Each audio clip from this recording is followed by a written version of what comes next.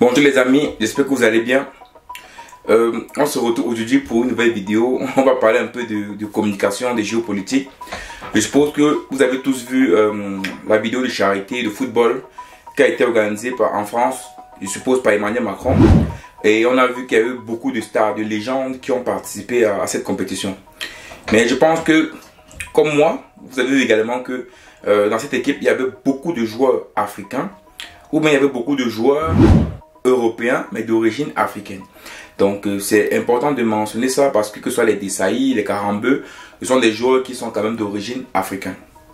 Donc vous avez constaté que dans ce match de charité, Emmanuel Macron effectivement était là.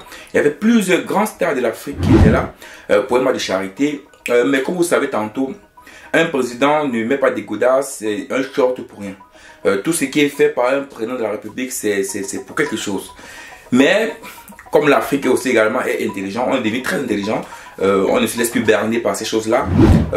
Mais c'est important quand même de savoir pourquoi est-ce qu'Emmanuel Macron a décidé de faire participer beaucoup de légendes africaines et pourquoi il n'a pas uniquement pris des légendes françaises. Oui, parce qu'il y a beaucoup de joueurs français, Deschamps, Dugarry, Petit, Platini, voilà, il y a beaucoup de joueurs français également, ou même européens, pas seulement français, qui pouvaient participer à ce match de charité sans toutefois avoir beaucoup de joueurs africains. Donc vous avez constaté que il y avait beaucoup de joueurs africains. Si vous remarquez bien, regardez bien. Si on part en Côte d'Ivoire, il y avait Didier Drogba. Si on part au Cameroun, il y avait Samuel Eto'o.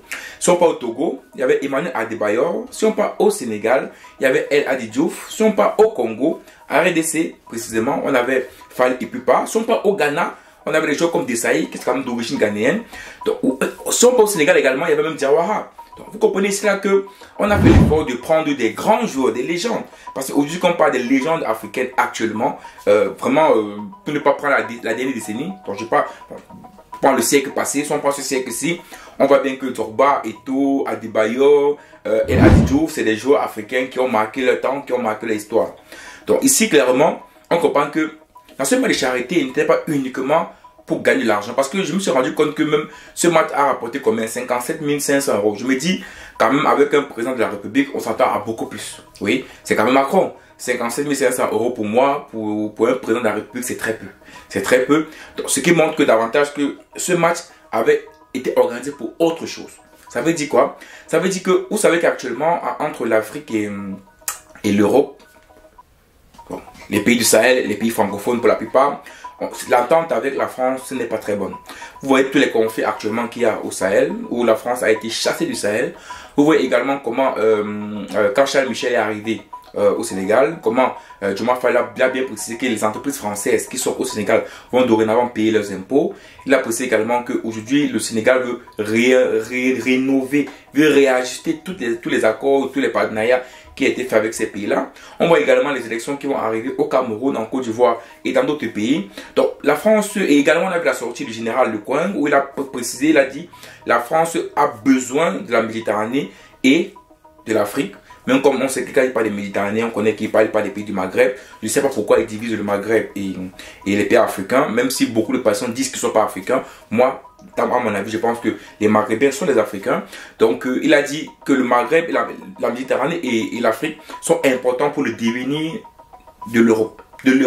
Donc, il a dit tantôt qu'il fallait que les autres membres de l'Europe puissent comprendre que l'Afrique doit jouer un rôle important dans le devenir de l'Europe. Sinon, ça risque de tomber, ça risque d'être très grave en Europe. Et donc, il est important d'essayer de consolider les relations. Actuellement, il ne faut pas se mentir, des relations entre la France et l'Afrique subsaharienne, francophone, n'est pas au bon fixe. Et la nouvelle génération qui va arriver, et qui est déjà en train d'arriver, veut de nouveaux partenariats. Quel que soit le pays de l'Afrique francophone, on ne veut plus fonctionner comme avant. Et la Russie et la Chine sont en train de prendre de plus en plus de place en Afrique. Et le général Lecointre l'a encore mentionné. Donc il est important ici pour nous, pour la France, d'essayer de trouver des moyens pour renouer les liens avec les Africains. Et quoi de plus normal, quoi de plus bien de passer par des légendes africaines. Oui, parce que quand vous voyez cette vidéo, je parle de Didier Drogba, je parle de Samuel Eto'o, je parle d'Emmanuel Adebayor, je parle de El Hadji Diouf, je parle de Fall Ipupa. Vous comprenez que ces noms-là, je pense que aucun Africain, aucune personne, que ce soit francophone, maghrébine, je sais pas, portugaise, espagnole, anglaise. Il y a quel pays en Afrique, avec tous ces langues confondues, avec tous ces pays qui ne connaissent pas ces légendes-là? Comprenez bien.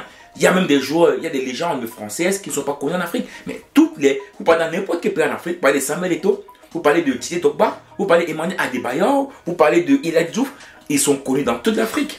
Donc vous comprenez cela que organiser un match comme ça avec ces joueurs-là, également c'est un moyen de dire à Emmanuel Macron aujourd'hui, voilà, on vit ensemble, on collabore. Vous savez, le match de foot d'abord, le football c'est d'abord un élément social.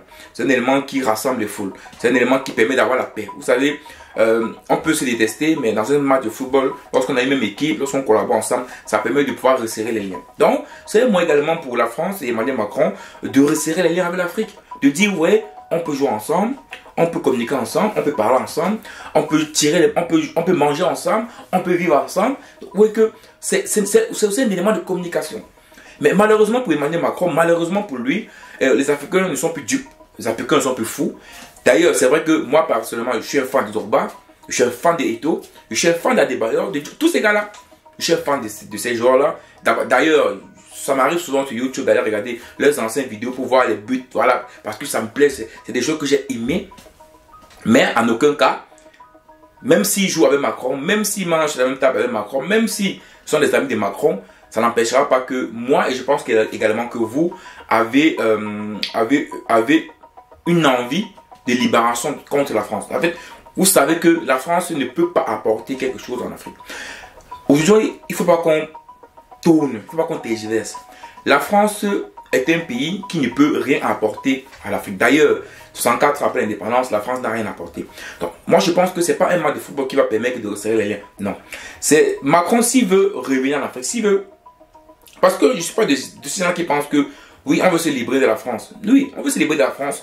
Mais, comme partout, on peut toujours essayer de revoir des choses.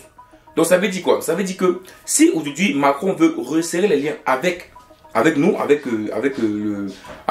l'Afrique, ils ont intérêt à revoir les partenariats, à revoir tout pour qu'on puisse discuter ensemble, pour qu'on puisse causer ensemble. Si Emmanuel Macron veut venir travailler avec l'Afrique, s'il veut qu'on resserre les liens avec l'Afrique, ce qu'il a à faire, c'est de s'asseoir, de causer avec le dirigeant africain, de causer avec la jeunesse africaine, pour qu'on puisse effectivement discuter de comment est-ce qu'on peut resserrer les liens, comment est-ce qu'on peut revoir les partenariats. La France veut venir collaborer avec nous, il n'a qu'à accepter de pouvoir revoir les partenariats, à revoir les accords, à revoir tous ces accords perdants-gagnants, pour qu'on puisse maintenant dire qu'on peut revenir discuter avec eux, pour que l'Afrique puisse venir causer avec eux. Parce qu'aujourd'hui, il n'est plus question de s'asseoir, de jouer un match de football en pensant que c'est comme ça qu'on va resserrer les liens avec la France. Il n'est pas question avec ça. Et aujourd'hui, les Africains l'ont bien compris. Et c'est pas parce que Macron organise un match avec ces légendes africaines que les Africains vont dire l'amitié France-Afrique revient. Non, il n'est pas question de ça. Donc Macron, va t'asseoir dans ton bureau, revois tes collègues, essayer de trouver des moyens de pouvoir renégocier avec l'Afrique. Les accords de 1960, de 1900 machin, c'est dépassé. On ne pourra plus accepter ça. Donc vous avez intérêt à revoir ça, ou bien vous serez chassé de l'Afrique comme maintenant. Donc les amis, mettez-moi en commentaire également de ce que vous pensez de ce match de football. Est-ce que vous pensez que ce match d'Emmanuel Macron de charité qui était organisé était juste un match de communication, un match pour faire croire que l'Afrique et la France c'est une amitié, on peut jouer un match de football ensemble, et donc c'est absurde qu'on puisse être séparés, ou bien vous pensez que effectivement que non, c'est un match normal, Emmanuel Macron organise ça pour un match de charité, donc il n'a pas une communication derrière, même comme je suppose que vous pensez comme moi que un président, tout ce qu'un président fait toujours un peu communication. Donc voilà, mettez-moi ça en commentaire et on se voit rapidement pour une prochaine vidéo. Ciao.